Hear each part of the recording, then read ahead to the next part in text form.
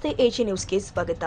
ಬಾಗಲಕೋಟೆ ಜಿಲ್ಲೆಯ ರಬಗೈಬನಹಟ್ಟಿ ತಾಲೂಕಿನ ತಹಸೀಲ್ದಾರ್ ಕಾರ್ಯಾಲಯದಲ್ಲಿ ಕರ್ನಾಟಕ ರಾಜ್ಯ ಮಾದಿಗ ವಿದ್ಯಾರ್ಥಿ ಪರಿಷತ್ ವತಿಯಿಂದ ಪೂರ್ಣ ಪ್ರಮಾಣದಲ್ಲಿ ಒಳ ಮೀಸಲಾತಿ ಜಾರಿ ಆಗೋ ತನಕ ಯಾವುದೇ ಹುದ್ದೆಯನ್ನ ನೇಮಕ ಮಾಡಬಾರದು ಅಂತ ತಹಸೀಲ್ದಾರ್ ಗಿರೀಶ್ ಸ್ವಾದಿ ಅವರಿಗೆ ಮನವಿ ಸಲ್ಲಿಸಿದರು. ಕರ್ನಾಟಕದಲ್ಲಿ ಸುಮಾರು 35 ವರ್ಷಗಳ ಕಾಲ ಪರಿಶಿಷ್ಟ ಜಾತಿಗೆ ಮಾದಿಗ ಸಮುದಾಯದ ಬಹುಮುಖ್ಯ ಬೇಡಿಕೆಯಾದ ಒಳ ಮೀಸಲಾತಿ ಡಾಕ್ಟರ್ ನಾಗಮೋಹನ್ ದಾಸ್ ಅವರ ವರದಿಯಂತೆ ಒಳ ಮೀಸಲಾತಿಯ ಪ್ರಕಟಣೆಯನ್ನ ಶೈಕ್ಷಣಿಕವಾಗಿ ಮತ್ತು ಸರ್ಕಾರದ ವಿವಿಧ ಹುದ್ದೆಗಳ ನೇಮಕಾತಿಗಾಗಿ 56,432 ಹುದ್ದೆಗಳಿಗೆ ತರಾತುರಿಯಲ್ಲಿ ಒಳ ಮೀಸಲಾತಿಯ ನಿಖರವಾದ ರಾಜ್ಯ ಸರ್ಕಾರದ ಪ್ರಕಟಣೆಯಾಗಿದೆ.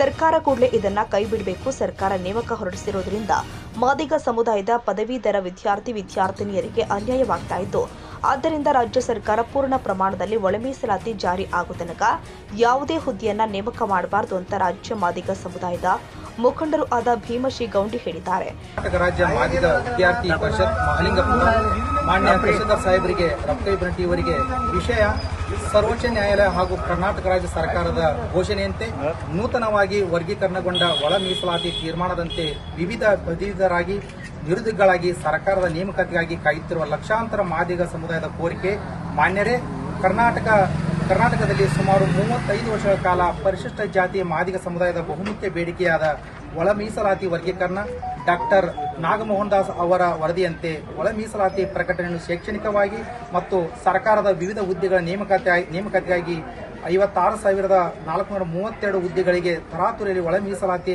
ನಿಖರವಾದ ರಾಜ್ಯ ಸರ್ಕಾರದ ಪ್ರಕಟಣೆಯಾಗಿದೆ. ಸದರಿ ನೇಮಕಾತಿ ಹುದ್ದೆಯನ್ನು ಒಳ ಮೀಸಲಾತಿ ಪೂರ್ವ ವಿವರ ಇಲ್ಲದೆ ಮಾದಿಗ ಸಮುದಾಯಕ್ಕೆ ಅನ್ಯಾಯವಾಗುವಂತೆ ಸದರಿ ಹುದ್ದೆಗಳನ್ನು ನೇಮಕ ಮಾಡಿಕೊಳ್ಳುವುದು ನಮ್ಮ ಮಾದಿಗ ಸಮುದಾಯದ ವಿವಿಧ ಪದವಿ ವಿದ್ಯಾರ್ಥಿನಿಯರಿಗೆ ಅನ್ಯಾಯವಾಗುತ್ತಿದ್ದು, ಈ ಕುರಿತು ಸರ್ಕಾರದ ಸ್ಪಷ್ಟ ತೀರ್ಮಾನದಂತೆ ಸದರಿ ಹುದ್ದೆಗಳು ನೇಮಕಾತಿಗೆ ಆದೇಶಿಸಬಾರದೆಂದು ರಾಜ್ಯಾದ್ಯಂತ ಹೋರಾಟ ನಡೆಯುತ್ತಿದ್ದು, ಮಾನ್ಯ ಕರ್ನಾಟಕ ಸರ್ಕಾರವು ಆಯೋಗದ ಶಿಫಾರಸಿನಂತೆ ಶೇಕಡಾವಾರು ಅನುಪಾತದಲ್ಲಿ ನೇಮಕಾತಿ ಪ್ರಕಟಣೆ ಆಗುವವರೆಗೂ ಸದರಿ ಹುದ್ದೆಗಳು ನೇಮಕ ಮಾಡಬಾರದೆಂದು ಮಾನ್ಯರಲ್ಲಿ ಮತ್ತು ಕರ್ನಾಟಕ ಸರ್ಕಾರಕ್ಕೆ ವಿನಂತಿಸಿಕೊಳ್ಳುತ್ತೇವೆ. ನೀವೇನು ರಾಜ್ಯ ಸರ್ಕಾರಕ್ಕೆ ಜಿಲ್ಲಾಧಿಕಾರಿಗಳ ಮುಖಾಂತರ ಸಲ್ಲಿಸಲಾಗುವುದು.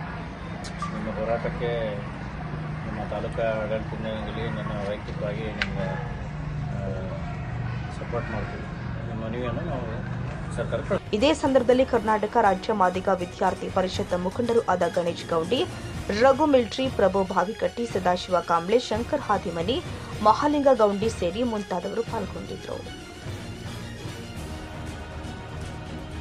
ಕನ್ನಡಿಗರ ಮೆಚ್ಚಿನ ನಿಮ್ಮ ಎಜೆ 24/7 ನ್ಯೂಸ್ ಕನ್ನಡ ವಾಹಿನಿ ಇದೀಗ ಟಿವಿಯಲ್ಲಿ ಲಭ್ಯ.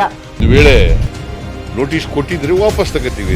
ಇವತ್ತು ವಕ್ಫ್ ಪ್ರಾಪರ್ಟಿ ಅಂತೇಳಿ ಬರ್ತದೆ ಅಂತ ಹೇಳಿದ್ರೆ ರೈತರು ಬೀದಿಗೆ ಬಂದು ಏನ್ ಮಾಡ್ಬೇಕಾಗತ್ತೆ? ಯಾರು ವೋಟ್ ಹಾಕಿಲ್ಲ ಅಂದ್ರೆ ಗ್ಯಾರಂಟಿನೆಲ್ಲ ಸ್ಟಾಪ್ ಮಾಡ್ಬಿಡ್ತೀವಿ.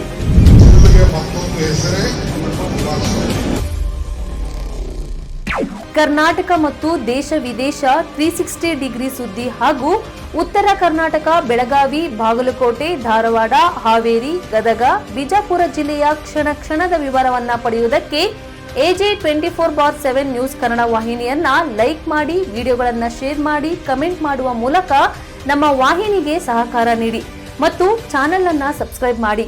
ಧನ್ಯವಾದಗಳು.